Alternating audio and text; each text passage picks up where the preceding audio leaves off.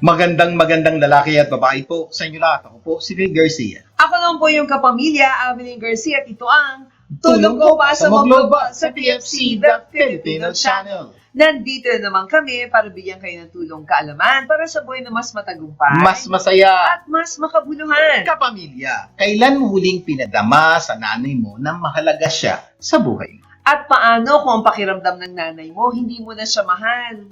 Good news! Pag-uusapan natin ngayon, ano-ano ang dapat malaman at gawin para mapadama ang pagmamahal mo kay nanay. Sa ating episode na Mommy, I Love You! Okay, pag-uusapan din natin ang 6 Steps on Creating a New You by Daniel Collins. Pero bago ang lahat ng yan, patuloy po kami nagpapasalamat sa inyo lahat sa patuloy na pagsubaybay nyo sa programang Tulong Ko Pa sa Moglobal. At syempre, simulan muna natin ating programa ng Tulong Pampagana. Dahil ang paniniwala po namin, one idea can change your life, or in this case po, one quote can change your life. Ang Tulong Pampagana quote natin sa araw na to ay, if you don't find a way to make money while you sleep, you will work until you die. Sabi yan ni Warren Buffett. Ganda po yan, makinig po kayo mabuti. Kung kayo po'y nakakadanas ng problema sa kaperahan, ito po yung isang quote o prinsipyo na dapat nyo paniwalaan. Okay? Yes, at syempre kung gusto mong guminhawa sa buhay, dapat maniwala ka na if you don't find a way to make money while you sleep, you will work until you die. So, ibig sabihin daw po, makinig po kayo, kung di daw po kayo makakahanap ng paraan para kumita ng pera habang natutulog, malamang po habang buhay kayong magtatrabaho para kumita ng pera. Siguro tanong niya, pwede bang kumita ng pera habang natutulog? Mayroon pong ganyan. Pag-usapan natin. May kilala ka bang matanda na pero kayod pa rin ng kayod? Malamang meron, di ba? Ito, bakit po sila matanda na kayod pa ng kayod? Kasi po hindi po sila natutong kumita ng pera habang natutulog. Paano ba kumita ng pera habang natutulog? Pwede po kayong mag-invest. Pwede po kayong maglagay ng pera sa mga bagay na kumikita habang kayo natutulog. Ito po maganda. Pag natutulog kayo, pera nyo dumadami. Sa marami po sa atin nagtatrabaho, gising habang kumikita. Problema po yan. Oo, at yung iba habang natutulog, dumadami yung utang, di ba? Yung iba naman, hindi lang matanda, di ba? May sakit pa, pero kailangan pa rin magtrabaho. Siguro by this time, may naiisip na kayo, matanda na, may sakit pa, nagtatrabaho pa. Isa lang po naging problema niya. Hindi siya naniniwala na pwedeng kumita ng pera habang natutulog. Kaya alam na ba ninyo ang dahilan bakit nangyayari ang mga ito? Dahil baka hindi nga sila, sabi nga ni Sir Vic, naniniwala dito sa prinsipyong ito or sa quotation na ito. So, para hindi na po mangyari sa inyo to, okay, sa mga medyo bata-bata pa, o kahit may edad na ng konti, pwede ba ilagay nyo sa isip nyo ngayon, kailangang makahanap ako ng paraan para kumita ng pera habang natutulog. At marami po yan, iba dinidiscuss na din dito, at hindi po habang buhay ako, kikita ng pera habang gising. Oo, kaya nga ang tanong, paano? Simple lang. Habang. Stop working for money, pero start your money to work for you. Mag-start ka mag-invest. Maraming paraan. Invest mo sa time deposit kasi yung time, di ba, habang lumilipas ang time, nagkakaroon ka ng earning. Mm-hmm. Diba? Ano po yung pababa? Time deposit, mutual fund, nadilig yun na kuya. Kaya lang, kung minsan di yun naintindihan mabuti. Hopefully, one of these safe, pag-usapan natin. Insurance, yan, rental property, bibili ka ng property, pinaparentahan mo, di ba? Wala ka naman ganun ginagawa, natutulog ka, pero pumapasok yung pera, or isa pa, negosyo, pero iba nagpapatakbo. So, pumapasok ang pera sa'yo habang natutulog ka. So, ilan lang po ito sa mga pwede niyong pagkakitaan. Yes. At kapag nag-invest ka sa mga nabanggit namin, kumikita ka habang ikaw ay natutulog. At yun po yung gusto namin mangyari sa inyo, matanda na kayo o maski bata pa kayo ngayon pa lang ho. Ilagay nyo na po sa isip nyo, maniwala kayo, kailangan kumita ako ng pera habang natutulog para hindi habang buhay magtatrabaho ko para kumita ng pera. Ang tanong ng iba, paano naman daw kung walang pang-invest? Yeah. No? Ang sagot namin, halos lahat naman ng tao may pang-invest. Totoo po, diba? pag-isipan niyo pong mabuti. Okay?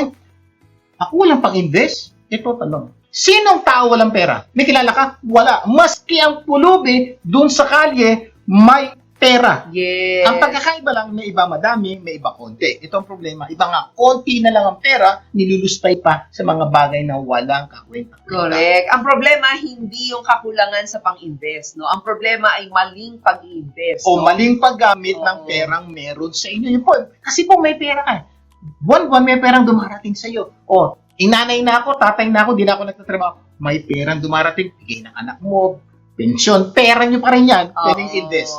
Kasi yung iba, para sinasabi, wala. Pero may pambili ng sigarilyo, may pangbisyo, pero walang pang-invest. So, diba? simple lang po, mali lang po yung priority, yung pera na ilalagay nyo sa ibang bagay na Oo. pwede namang ilagay sa investment para kumita habang natutulog. Or may pambili ng cellphone, walang pang-invest. Malamang may damit. tinatamaan na kayo Oo, ngayon, di ba? sapatos, pero walang pang-invest, di ba? So, kaya kung meron kang damit, may sapatos ka, meron kang cellphone, may pang-invest ka, ang problema, binili mo lang yung mga bagay na hindi dapat bilhin. Sino ito gagawin ko? Nabili ko na. Simula sa araw na to, Yes. gamitin ang pera ng tama at lagay ng priority ang investment. Or pwede siguro nga hina-hinay sa pagbili ng mamahaling kape.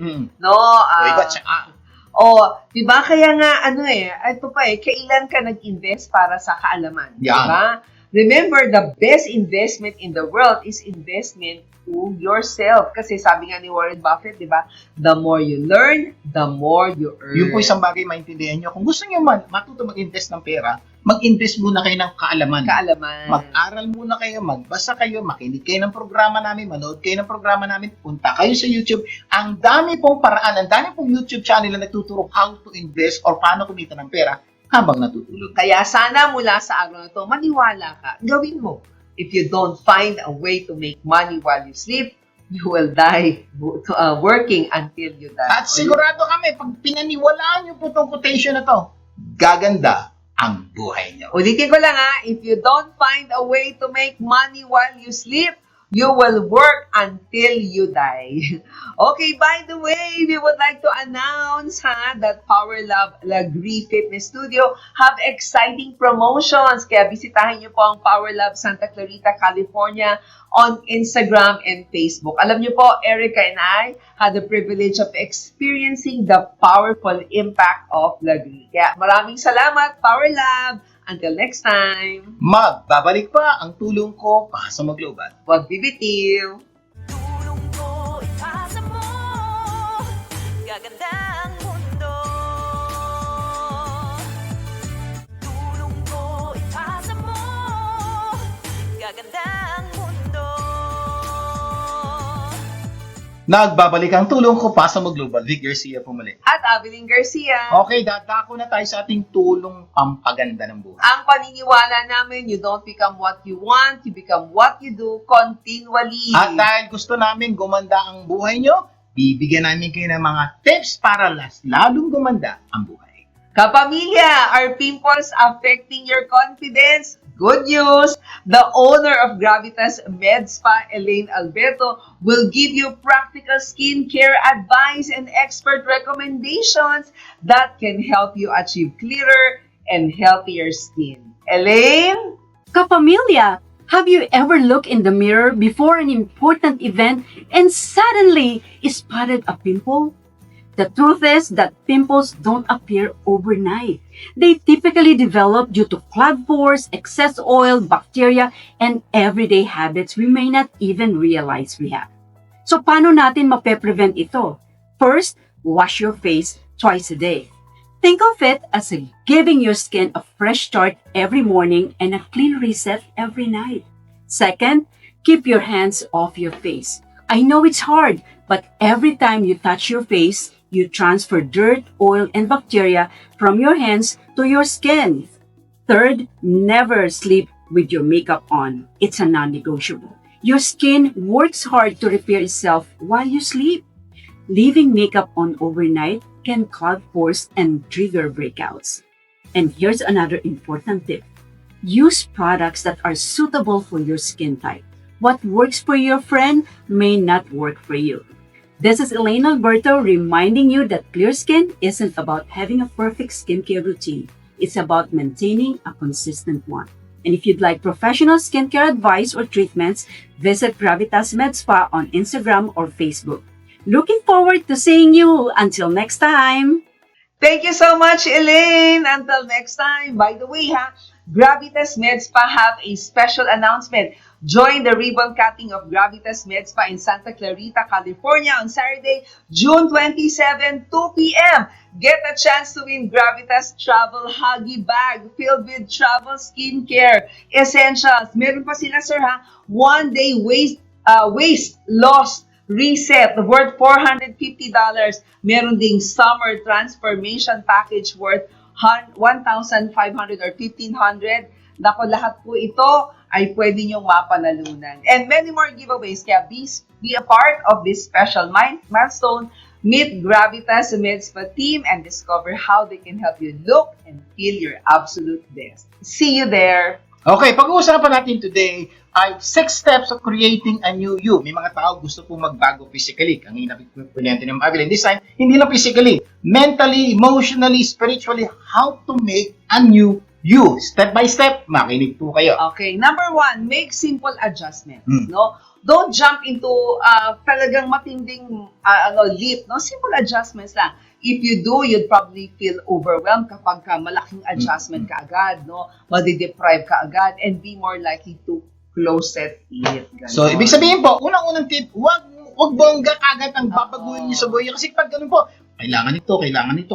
Minsan sa dami ng kailangan, ayaw mo nang gawin. So, ang unang-unang tip namin sa inyo, gumawa lang po kayo ng maliliit na adjustment sa buhay niyo. And I tell you, kung minsan yung maliliit na adjustment will have a big impact in your life. Siguro tanong nyo, ano ito?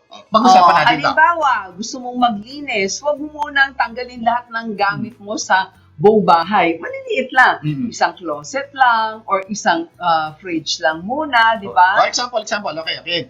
Use only half of the bag on a hamburger. For example, gusto mong medyo mag-diet. So, di ba normally dalawa yung bag?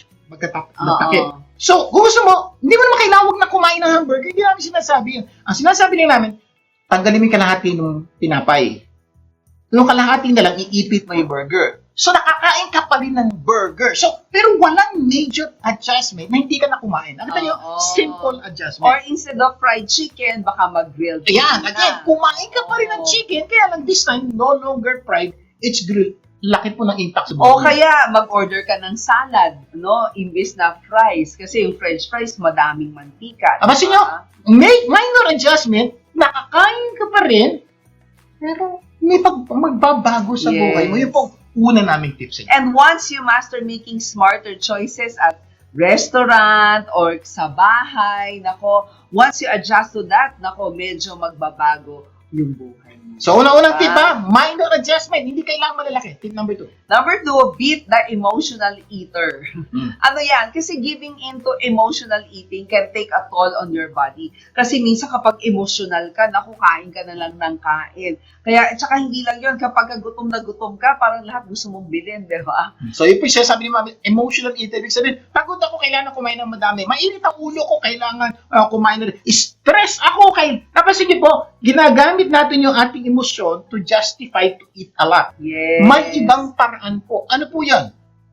Galit ka, di makinig ka sa magandang music. Oo. Pagod ka, di magpahinga ka. Mapasin niyo po, yung pagod niyo, may ibang solusyon, hindi palaging kain. Oo. Or exercise, di ba? Kasi ang sabi ng pag-aaral exercise found to be releasing endorphins, di ba? So you feel much better after you work out. Yun yung emotional, di ba? So if you struggle with stress, heartache, or anxiety, try mo yung exercise imbis na kumain ka ng kumain. Maliit na exercise lang, maybe 5 minutes lang, 10 minutes lang, it can have a huge impact on your life. Nakita niyo po, may mga simpleng paraan para maging new you. Number 3 tayo. Ignore outside influences. Ano yan? So, you can be influenced by friends, by co-workers, yung commercial, yung billboard, yung print ads, di ba? Sometimes you have to remove yourself from the situation to begin to bring a new you. Diba? For example po, pagkain, medyo tumataba ka na. So, bigla, dumating kaibigan mo, snack tayo. Doon na tayo. Sabi mo, sorry, may ginagawa ako dish. Ibig sabihin ko minsan, medyo learn to say no to friends na kain ng kain. Kasi ano mangyayari, talagang medyo lulusog ka. So may mga paraan po na dapat yung gawin. One of the best thing is learn to say no. Oo, take it upon yourself to take a stand. No? Act like you know something they don't. And be a trendsetter of your own. Huwag kang sunod lang sa mga kaibigan nyo, kamag-anak nyo, mga tao nakapaligid sa iyo. Make your own plan. Promise, gaganda po. Number 4, read food labels. Ayan. Kasi kapag wala kang habit ng kakabasa ng food labels, no? Like yung mga fat-free, might look like parang okay to Pero don't be fooled, no? Minsan yung fat-free usually means full of sugar.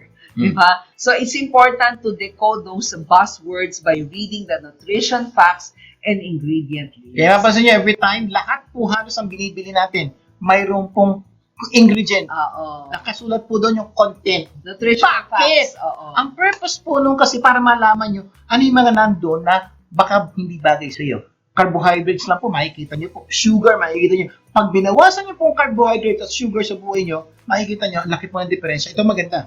May tinapay na mataas ang carb, may tinapay na hindi. Kumain ka pa rin ng tinapay, pinili mo lang yung mas mababang carbohydrates or sugar content, di gumanda ang buhay mo. Yes. Number 5, eat quality, not quantity.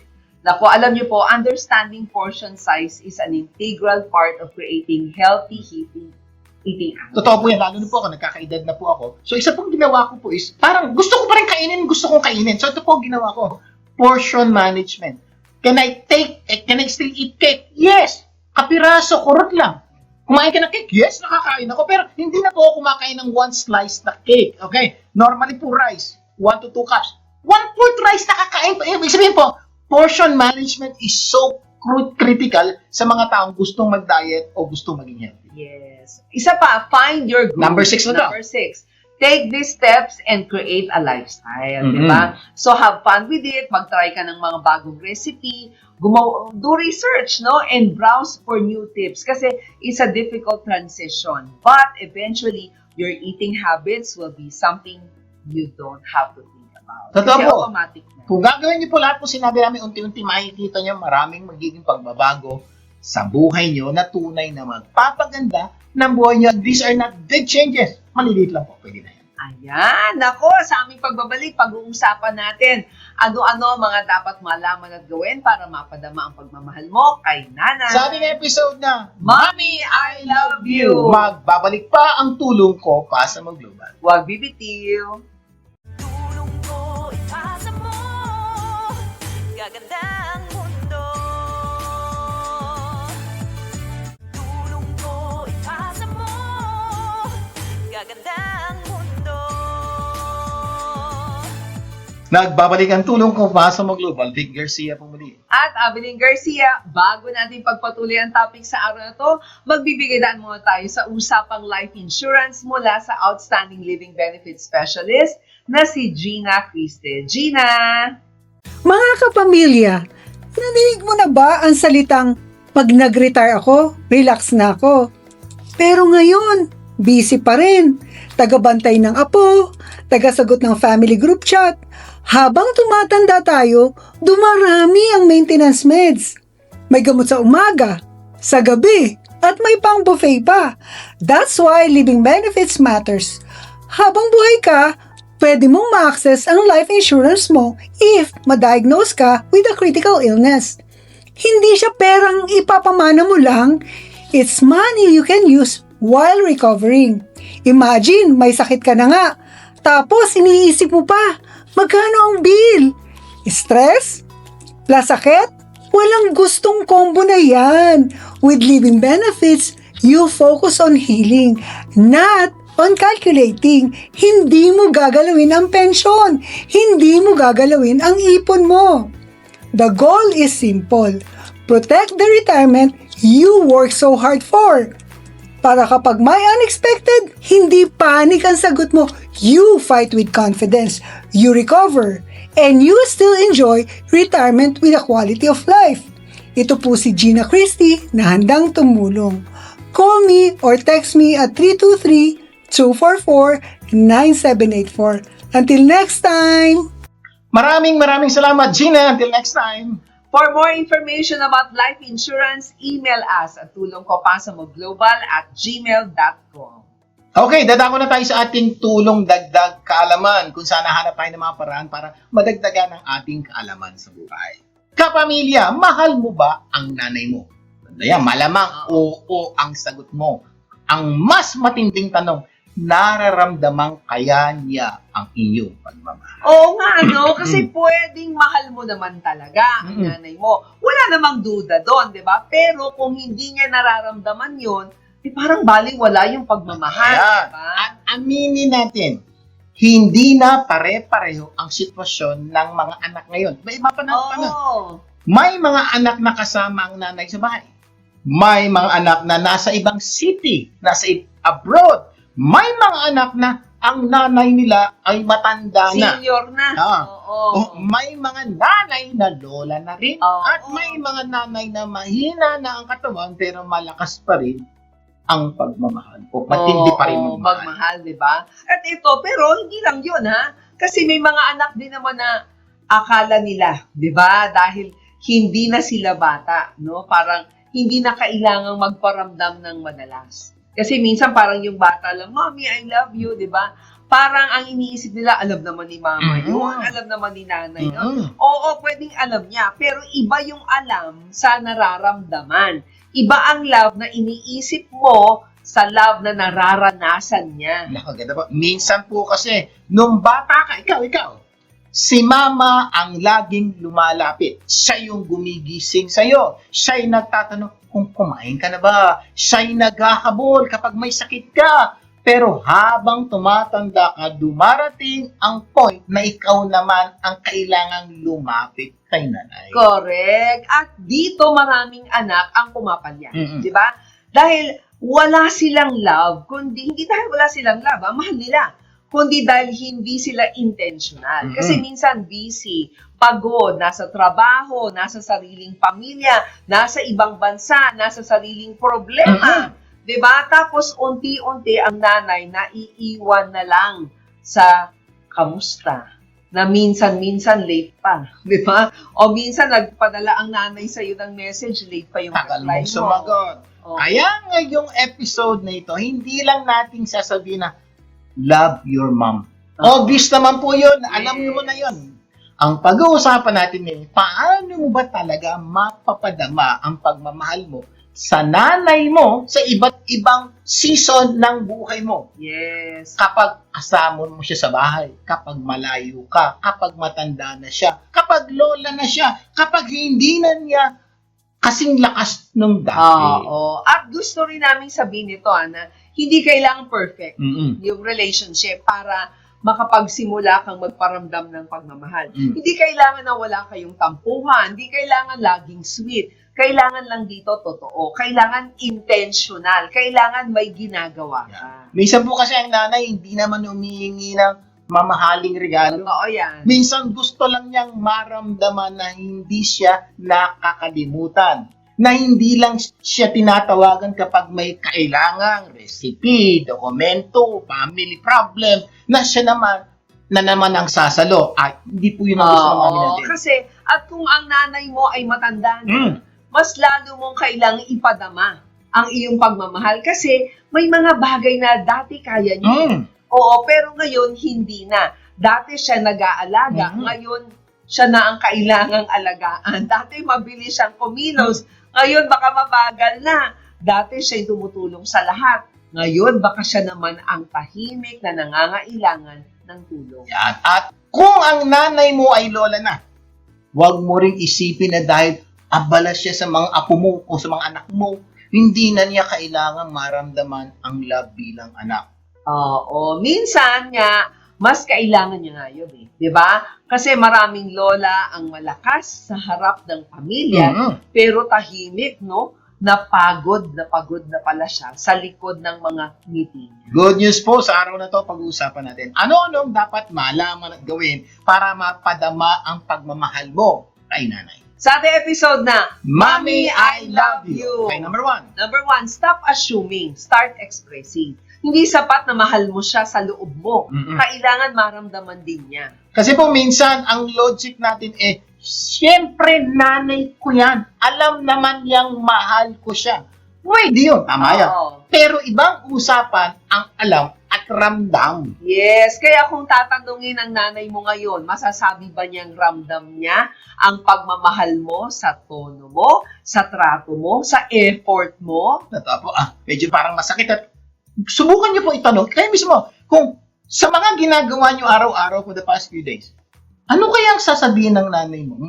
Nararamdaman kaya niya pagmamahal mo o hindi? Ikaw mismo, pwedeng makasagot nito. Oo, kasi pwedeng mabait ka naman, pero emotionally absent. Mhm. Pwedeng mapagmamahal ka naman, no? Pero hindi expressive. Pwedeng concerned ka naman, pero hindi niya yun nararamdaman. Nadali po, ang sikreto po dito Oo. nararamdaman. Hindi po natin Yes. pinag-usapan yung intention. Hindi po natin pinag-usapan yung plano kong gawin. Hindi ko sinasabing, ito'y gagawin ko. Bali, wala po yan. Ang tanong is, ano na ang ginawa mo na naramdaman niya? Yun ang Kaya pinag-usapan simulan natin. mo, practical application, simulan mo sa isang simpleng bagay, no? Simple pero totoo, sabihin mo ng diretso. Ma, mahal ko po kayo. Yeah, pa nakita kayo, Oo, sabihin mo yan. diba? Huwag lang implied na, hindi, alam niya na yan. Huwag laging mag-assume, no? Huwag laging sa isip lang. At ilang segundo nyo lang po gagawin yon, pero malaki po ang impact nun sa nanay nyo. Yes. Hindi lang po yun sa nanay nyo. Maski sa pagtatrabaho niya, relasyon niya sa inyo, at relasyon niya sa mga anak nyo o apo niya. At kung awkward sa'yo, minsan, parang hindi ako sanay. Doon pa na po, kitang-kita natin, hindi natin ginagawa. Okay lang, di kailangan biglaan. Pwede mo unti-unting biging natural. Oo. Hindi mo makaya ng diretso. Simulan mo sa text. Yan, isang Oo. text. Isang tawag, o isang voicemail, o isang linyang may pagmamahal. Ang daming pwedeng gawin. Yes, oo. Number 2. Number 2, learn her current need, not just her old role. Ganda po nito. Pakinggan niyo Oo, po ito. kasi minsan, mahal natin ang nanay natin, di ba? Base sa dati niyang role. Pero hindi natin napapansin ang pangangailangan niya ngayon. Dati siya ang taga-alaga. Dati siya ang laging malakas. Dati siya ang laging available. Pero paano na siya ngayon? Pagod na ba siya? Lonely ba siya? Mahina ba siya? May iniinda ba siyang sakit? May gamot ba siyang kailangan? Kailangan ba niya ng check-up? Napansin niyo, nagbago po ang sitwasyon. Yes, lalo na kung matatanda na, no? Ito ang tanong na gusto namin itanim sa isip mo. Ang nanay mo ba, kilala mo pa sa current season niya? O nakastuck ka pa rin sa image niya na lagi siyang okay? Yun po, kailangan maintindihan nyo. Kailangan nyo nagbago na po ang sitwasyon ng nanay nyo. Marami na po siyang dating ginagawa, kayang gawin, hindi niya na kaya. Kailangan mag-adjust din po kayo ng inyong paniniwala at pangunawa para makapag-adjust kayo how to relate with nanay. Yes, lalo na kung matanda na ang nanay mo kasi hindi pwedeng forever ang tingin mo sa kanya kaya niya yan. Minsan, kaya niya yan noon.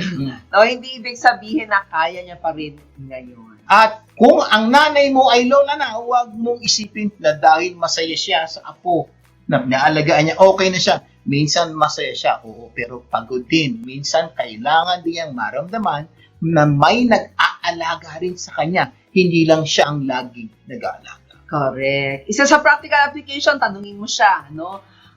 Ma, ano po ang kailangan ninyo? No? Ano kailangan nyo lately? Huwag mo itanong ng formality lang, ha? Tanong mo na handa kang maging Sagot sa oo, kanyang katanga. Oo, maging sagot ka Pangailangan. sa correct, no? Example. Baka kailangan niya niyan check-up. Kasama. Kasi Oo. kuminsan po check-up, kuminsan wala na siya kasama. Iba po yung feeling. Kuminsan din niya may kailangan, kaya lang, iba yung feeling na may kasama. Yes. Baka tulong sa gamot, di ba? Kailangan ng pera. Baka kasama sa grocery. Baka simpleng kausap. Baka hindi pera. Unang niya kailangan. Baka presence mo lang.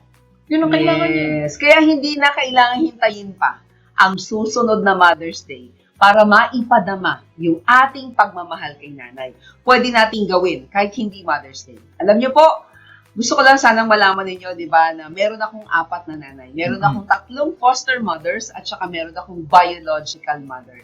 Panoorin natin na ilan lamang po sa aking mga expressions ng pagmamahal sa aking 4 na nanay. Mother Lily, Nanay Chaitel, Mami Tising, at Mami Lina.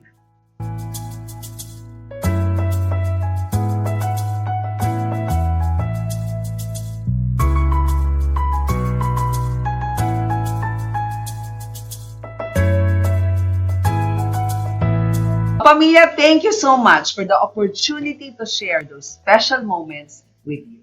Sa aming pagbabalik, itutuloy po natin ang ating kwentuhan. Magbabalik pa ang tulong ko para sa mag-global. Huwag bibitiw. Tulong ko ipasa mo, gaganda ang mundo. Tulong ko ipasa mo, gaganda ang mundo. Nagbabalik ang tulong ko, pasa mo Global. Vic Garcia po muli. At Abilene Garcia. Bago natin pagpatuloy yung pag-uusap natin sa topic sa araw na to, panoorin po muna natin ang Simple Reminders with Lasting Impact with Adeline and Erica Garcia. Hi everyone, we're here again for our simple reminders. with lasting impact. Loneliness is real. It's silent and sometimes it's painful. In fact, you can be surrounded by people and still feel lonely. Loved by many, yet still feel unnoticed. But today, here's a simple reminder. You are not invisible. You are not forgotten. You are not by yourself. When no one notices your tears, God does. When no one understands the battle in your mind, He does. When you feel like nobody wants to stay, remember, God never leaves. God never abandons. God never gives up on you. Maybe this season feels quiet. But quiet doesn't mean empty. Sometimes God allows isolation. Not to punish you, but to prepare you, strengthen you, and draw you closer to Him. This is Abilene Garcia. And Erica Garcia reminding you to breathe, hold on, your story isn't finished. Comfort, healing is on its way. You are loved. You are seen. You matter. Simple reminders, lasting impact. For more life lessons, subscribe now to Simple Reminders Lasting Impact YouTube channel. Okay, tutuloy na po natin ang pagsagot sa tanong na ano-ano ang dapat malaman at gawin para mapadama ang pagmamahal mo kay nanay. Sa ating episode na, Mommy, I love you! O, review lang tayo. Sabi natin kanina, number 1, stop assuming. Start expressing. Hindi sapat na mahal mo siya. Sa loob lang, kailangan maramdaman niya. Number 2, learn her current need, not just her old role. Kasi kung minsan, mahal natin si nanay, nakabase sa dati niyang role, pero iba na po ang sitwasyon niya ngayon. Kailangan mahalin natin siya sa bago niyang sitwasyon. Number 3, ito na, speak specific gratitude, not generic gratitude. Yung ang sinasabi natin, thanks ma, thanks mommy, maganda yon. Pero minsan, mas maganda yung thank you na specific. Katulad ng, ma, thank you sa advice mo ha on how to become a better wife. Kasi po ang generic appreciation, minsan, dumadaan lang sa tenga. Pero ang specific gratitude, tumatama sa puso. Tandaan niya. Oo. Narito ang tanong, kailan ang huling pinasalamatan mo ang nanay mo sa isang bagay na very specific at very recent? Hindi yung salamat sa lahat. Di ba? Mahilig yung mga kabataan ganon. Be specific. Di ba? Halimbawa, ano? So, halimbawa, Oo. ma, salamat po sa pag-aalaga nyo sa mga bata. Nung araw na yun, Oo. nung hapon na yun, nung Oo. linggong yun. Ma, salamat po sa tulong sa pakikinig sa problema ko. Lumapit ka. Oo. Bago kang umalis, magpasalamat ka. Okay? Sa lahat na po ng bagay, pwede po kayong pasalamat. Specific, huwag nyo pong gawing general. Ma, Generic. salamat po sa pang-intindi nyo sa akin nung na-stress ako. Enjoy na enjoy pong nanay pagdadinig ko yan. At kung lola na ang nanay mo, pwede mong sabihin, ma, salamat po na kahit pagod kayo, ay nako, pwede pa rin akong maglambing sa iyo. O kaya Or ang malambing ka lambing-lambing pa rin ng- sa Oo. aking mga anak ko sa iyong mga apo. di ba? Correct. Marami na kayong iniinda, pero iniisip niyo pa rin kami. Totoo. Salamat. Nay, Yun po, ha? alam niyo ba, Oo. may iniinda siya, mababawasan po yung sakit na nararamdaman niya pag nadinig niya po yung specific na pasasalamat. Oo. Practical application din is every week, no? Sabihan mo siya ng isang specific appreciation, no, sa nanay mo. Or pwede kang mag-good night, pwede kang mag-good morning, di ba? Hindi chain message, hindi generic greeting, specific at sincere. Ganda po niya pag-isipan niya. Wag mong hintayin ang Mother's Day kasi nga ang pagod ni nanay hindi lang nangyayari once a year. Araw-araw siyang napapagod kaya maganda po araw-araw meron po siyang nadidinig na pasasalamat. Correct. Number 4, help her in ways she actually feels. Okay. Kasi pwedeng feeling mo helpful ka, Mm. pero hindi yun ang totoong nagpapagaan sa nanay mo. Okay, ito po, makinig po kayong buti. Oo. Napaka-important nito. Minsan, ang anak gustong tumulong. Normal po yan sa mga anak. Pero sa parang gusto nila. Okay. Sabihan mo lang ako, aba, minsan, anak, nanay, sabihan mo lang ako, nandiyan ako. Okay po yun na nagsasabi ka sa anak mo, nandiyan ako. Pero mas gusto nila, lalapit ka, ikaw pupunta, gagawin mo yung mga pwede mo nang gawin kaagad. Kumisa kasi mga nanay tatay, may pride din ng konti, ay humingi ng tulong. Pero iba yung feeling nila na nagkukusa ka. At minsan, siya pa yung mag-iisip kung paano ka pakikiusapan. Yeah. Diba? Ikaw ba yung dagdag sa ginhawa sa buhay ng nanay mo? O isa ka pang task sa napakahaba niyang mental checklist? So, ano po ibig sabihin nito? Si nanay po, dapat by this time, relax na siya, at ease na siya. Ang problema po kuminsan, may mga ginagawa ka, may problema ka, nagdadagdag ng stress kay nanay. I think hindi magandang pagkapadama ng pagmamahal yun. Dapat ikaw mismo, kikilos ka, gagalaw ka, na nababawasan ang problema ni nanay. Sample lang po. Wala ka problema sa pera, wala ka problema sa asawa mo, wala ka problema sa anak. Oy, Yun masarap pa lang, yun. masarap sa na nanay. wala kang ginagawa para kay nanay, pero yung makita niyang maganda yung buhay mo, masaya na po si nanay doon. O, lalo na kung matanda na siya, no? Baka kailangan na may mag-assist. Yan naman, sa kung may kanya. sakit na si nanay. Okay. Oo, sa gamot, sa ospital, no? Government documents, yung, alam mo, mga nanay, minsan hirap sa mga apps, Cellphone, tulungan niyo na po Apps, sa bills, or simpleng paglabas lang, hindi lang words, actual support ang kailangan. Totoo po, those are simple things. Gusto ni nanay ang cellphone. Kaya lang minsan, hindi nga, hirap siya. Paano ipapasok to? Paano gagawin to? Paano i-install? Pero ilalapit, mama, ako gagawa niya. Huwag mo na sabihin, mama, alamin mo na, okay po yun. Pero iba po yung feeling ng nanay na ikaw yung gumawa. Yes. Ang sarap po sa nanay yun. At kung ang nanay mo ay lola na rin, nag-aalaga pa rin ng apo, huwag mo rin i-assume na masayang-masaya lang lagi siya. Baka masaya siya pero pagod din. Minsan, ang love mo kailangang magmukhang relief. Pangbawas Correct. ng pagod. Yung tipong, ama, ako muna rin. Yan. Ma, magpahinga ng Ang ganda po niyan. Okay, practical application tayo. Tumingin ka sa burden at huwag maghintay na utusan ka. Yes. Ikaw na ang magkusa. Mag-offer ka ng ride. Mag-book ka ng check-up. Mag-assist ka ng gadget. Magdala ka ng pagkain. Mag-volunteer sa gawain. Makakabawas sa pagod ni nanay. Di ba? Ang ganda po niyan. Example, kung malayo ka, pwede ka magpa-deliver ng Pwede. groceries, ng gamot. Kung malapit ka, pwede kang maglinis, mag-asikaso, magbantay, di ba? Love becomes very real when it lightens somebody's load. Ganda Kung po. ang nanay mo nasa Pilipinas, pwede ka magpa-Gcash. Yan. di ba? Ang dami po ang pwedeng gawin. Step number 5 tayo. Talk to her with honor, especially when you disagree.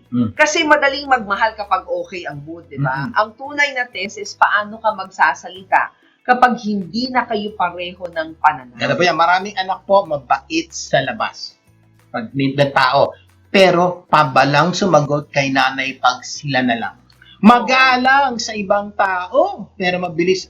Uminit ang ulo sa bahay. Lalo na kay nanay tayo. Ang tanda na. Ba't ganito? Makalimutin. Hindi po pwedeng gano'n.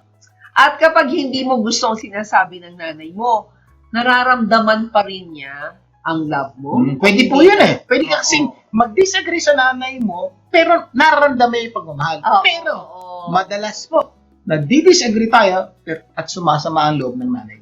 Oo, sana nararamdaman pa rin yung love and respect, no? Sa paraan ng pagsasagot mo. At lalo na kung matanda na ang nanay mo, huwag mo siyang tratuhin parang istorbo dahil mabagal na siya, paulit-ulit na siya, o old school na siya. Yung pananaw niya, maaring hindi siya sumang-ayon, no? Sa lahat ng sinasabi mo. Pero mas magandang nititreat mo pa rin siya na merong dangal. Okay, practical application, ha? Kapag may disagreement, babaan mo muna ang boses mo. Bago mo itaas ang point mo. At tandaan mo, ang goal ay hindi manalo. Ang goal ay makipag-usap ng may respeto kay nanay. Ang ganda po yan. Example lang rin. Imbes na hindi nyo kasi ako naiintindihan, dalas natin sinasabi yan. Pwede mong sabihin na, ma, pwede po rin pong sabihin na, ang side ko, pareho po tayo ng gustong mangyari, pero ito po yung pananaw ko, iba lang po yung ating pananaw sa sitwasyon. Hindi nyo, masaya po na ibigay mo yung gusto nyo, pero hindi mo mataas ang boses. Ang ganda ng sinabi mo para magtatanong ka, pwede ko kung sabihin ng side ko. Mm-mm. O pag umoo siya, same issue, different spirit, pero iba naman ang impact. Okay, mamaya po, itutuloy po natin ang usapan saan kung ano-anong dapat malaman at gawin para mapadama ang pagmamahal mo kay nanay. Magbabalik pa ang tulong ko, pasa mo global. Huwag bibitiw. Tulong ko ipasa mo, gaganda ang mundo. Tulong ko ipasa mo, gaganda ang mundo. Nagbabalik ang tulong ko, pasa mo global. Vic Garcia po muli. At Evelyn Garcia. Itutuloy na po natin ang pagsagot sa tanong na ano-ano ang dapat malaman at gawin para mapadama ang pagmamahal mo kay nanay. Sa ating episode na Mommy, I love you. O, review lang tayo. Number 1. Number 1, stop assuming. Start expressing. Number 2, learn her current needs, not just her old role. Number 3, speak specific gratitude, not generic gratitude. Yung mga tipong, thanks ma, thanks for everything, wag ganon. Number 4, help her in a way she actually feels. Hindi yung gusto mo paraan. Hanapin mo yung talaga niyang pangangailangan na sa kanya po nang galing. Correct. Number 5, talk to her with honor, especially when you disagree. No? Kasi madaling magmahal kapag okay ang mood, ang tunay na test, paano ka magsasalita kapag hindi na kayo pareho ng pananaw. Okay, number 6 na tayo. Ma'am. If you do not live together, Yan. do not let distance become neglect. No? Maraming anak ang hindi nakasama ang nanay sa bahay, nasa ibang city na, nasa abroad na, ibang bansa, 'di ba? Nasa sariling pamilya na. Pero hindi naman pwedeng gawing excuse na 'yon na distance para mawala ang effort mo. Totoo po yan. Hindi lahat pwedeng laging present physically. Alam na po natin yan. Naintindihan na rin po natin yan. Pero ang problema, minsan, dahil malayo, nawawala na rin ng intentionality. Nagiging busy na. Ako. Tapos, lumipas ang linggo, nagiging buwan, tapos usapan nyo puro forwarded video na lang, hindi na kayo nag-uusap. Parang di po maganda po yun. Oo, etong challenge question. Kung hindi ka nakatira o kasama ang nanay mo, no, ramdam pa rin ba niya na bahagi ka pa rin ng buhay niya? O para ka na lang guest appearance na minsan lang magparamdam? Yan, nararamdaman po ng mga magulang yan. Diba, kaya lang kayo makita dahil may kailangan ka o may okasyon. Ang problema po, kailangan ng nanay mo yung panahong walang okasyon.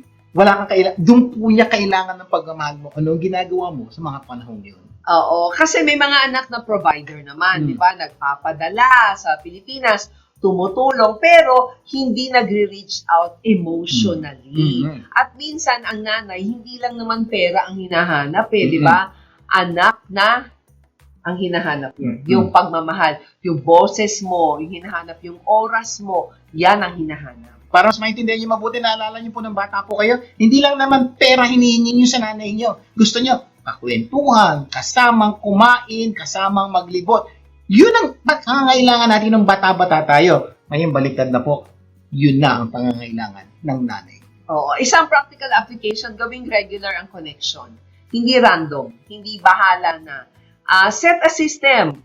Maglagay ka ng weekly call, midweek check-in, short daily messages, video call kapag weekend. Love becomes more felt when it becomes consistent. Isang sekreto po niya, bisa nakakalimot tayo. Yun po isang purpose ng cellphone. Pwede po kayo mag-alarm, pwede kayo mag-set ng mga call your mom, text your mom. At least, busy ka man, may magpapaalala sa iyo. Gamitin niyo po yung technology para mapadama kay mama na mahal mo siya. Oo, wag din yung tawagan lang na puro 5 minutes lang na parang customer service. Mami, kailangan na umalis mo kayo. Oo, Sakit minsan, puso ni mami. upuan mo rin, makinig ka rin, tanungin mo, kamusta na po kayo, di ba? Or baka pwedeng bigyan mo ng service, bigyan mo ng Padala mo ng treatment. spa, padala mo ng pagkain. Mas masahihin mo, magbigay ka ng hair treatment, di ba? At kung malayo ka, mas kailangan mong maging malinaw sa pagpapadama at pagpaparamdam ng pag-ibig mo. Kasi hindi ka na nga niya nakikita araw-araw. Hindi ka na niya nahahawakan. Hindi ka na niya nakakasabay kumain. Kaya mag-effort ka lalo para maparamdaman ng nanay mo ang pagmamahal. Kailangan intentional. Number 7. Number 7, bring your relationship with your mother to God. Kasi hindi lahat ng relasyon ng anak at nanay sibling. Hindi lahat healed. Minsan may lamat na, minsan may distance, minsan may old pain pa. Diba? Tawag nila. Minsan, ang relasyon nyo mag-ina, complicated. Diba? Anong ganito? Makinig po kayo mabuti. May mga anak na gustong magmahal, pero may halong hiya, guilt, unresolved hurt, galit. Bakit? May nagawa si nanay noon ng bata pa sila, nasaktan sila. May mga sugat ang kanilang mga puso. May mga relasyon na hindi maayos ang effort nila sa isa't isa. Kailangan po, yung sitwasyon ganito, ng grace. Ano po? Correct. Ito po yung pagmamahal na hindi tinitingnan yung mga kamalian ng bawat isa. Oh, at kung matanda na si nanay, no, mas nararapat mo itong ilapit sa Diyos. Kasi may reality na ang aging May takot, may urgency, may awareness na hindi habang buhay nandito ang panahon. So po yan, iba po yung Oo. pakiramdam. Kailangan ipanalangin nyo po yung nanay nyo at panalangin nyo rin sarili nyo na bumaba pasensya nyo how to deal with your mother with the situation she's in right now. Kaya at this point in time, kailangan po natin ng Diyos para sa iyo at para sa nanay mo. At kung malayo ka sa nanay mo, dalhin mo rin siya sa Diyos. Di ba? Ang distance can become guilt kung hindi mo hahawakan ng may wisdom at grace. At ang wisdom po dito, ang Diyos naaabot kahit malayo. Yes. Ang Diyos, anumang problemang pinagdaanan nyo kahapon, kaya niyang ayusin. Ang Diyos, kahit anong hindrance, barrier na meron kayo ngayon, kaya niyang ayusin kung lalapit tayo sa Diyos. Kaya ipanalangin mo si nanay by name. Huwag lang kapag may sakit. Huwag lang kapag may problema. Regularly, sabi mo, Lord, turuan mo akong mahalin ng nanay ko ng totoo habang may panahon pa. Ang ganda po no? Kasi niyo po, ang una niyo papanalangin, hindi nanay niyo. Ang una niyo papanalangin, sarili niyo kung paano niyo mapadama ang pagmamahal niyo. Pagkatapos, doon niyo po ipamanalangin yung mga pangangailangan ng nanay. Yes. At kung may sugat sa relasyon ninyo, dalhin mo rin ito sa Panginoon. Diba? Hindi lahat ay kayang ayusin ng simpleng conversation. Minsan, grace. Minsan, panalangin. No? Palambutin ng puso muna. Healing muna ang kailangan. Kadalasan po, kailangan po natin ng Diyos sa lahat ng ating pinagdadaanan ngayon, lalo na sa relasyon natin kay nanay. Okay, recap lang muna natin ating pinag-usapan kung ano-ano dapat malaman at gawin para mapadama ang pagmamahal kay nanay. Sa ating episode na, Mommy, I Love You! Number 1. Stop assuming, start expressing. Ganda po niya. Number 2, speak specific gratitude, not generic gratitude. Number 3, learn her current need, not just her old role. Number 4, help her in ways she actually feels. Tama yan. Number 5, talk to her with honor, especially when you disagree. Number 6, if you do not live together, may mga sitwasyon ganyan, do not let distance becomes neglect. Correct. At number 7, bring your relationship with your mother to God. Ilagay mo, no, sa Diyos ang love, ibigay mo sa Kanya, ipanalangin mo ang inyong Kaya relasyon. mga kaibigan, tandaan nyo ito. Hindi lang ang tanong sa relasyon kay nanay ay, mahal mo ba siya?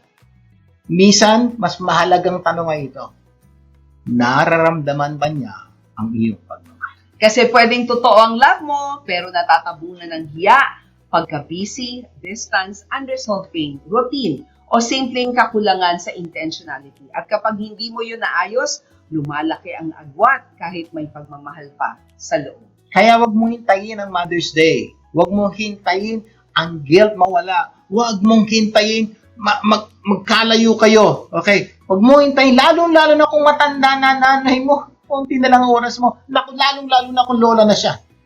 Malayo man kayo, ano man ang sitwasyon nyo, may magagawa kang maparamdam ang pagmamahal mo. Huwag mo akalaing marami ka pang oras, no? Kung tatanungin ang nanay mo ngayon, masasabi ba niyang ramdam niya ang pagmamahal mo sa pagtrato mo sa kanya, sa oras na binibigay mo, no? Sa pag-special treatment mo, kapag birthday, paano mo pinadadama yung pagmamahal mo kapag birthday ng nanay mo?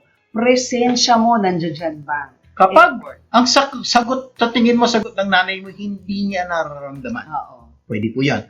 Huwag ka ma-offend.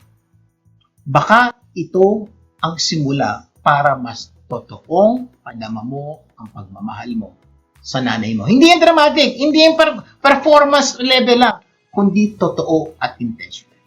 Sana marami tayong natutunan sa ating pinag-usapan ngayon. Next week, mas marami pa tayong pag-uusapan at tunay na magpapaganda ng iyong buhay at ng mga mahal sa buhay. Closing prayer time. Amang nasa langit, maraming pong salamat sa pagpapaalala niyo sa aming mga anak na dapat imapadama po namin ang pagmamahal namin sa aming nanay. Patuloy po na bigyan niyo po kami ng grace, bigyan niyo po kami ng wisdom on how to be able to express our love to the mothers that you have given us. All this we pray in Jesus' name. Amen. Amen and and amen. Laging tandaan, kung ano man ang naitulong ng programang ito, ipasa mo naman sa iba. Imbitahin niyo po ang iyong mga kapamilya na tumutok sa programang ito sa susunod nating pagkasama. At sama-sama nating pagandahin ang ating buhay. At ng mga mahal natin sa buhay. Ako po ang iyong kapamilya, Ate Garcia. Ako naman po si Evelyn Garcia. Laging tandaan, Sa tulong ko, ko, pasa mo, global, gaganda ang mundo. Tulong ko ipasa mo. Gaganda ang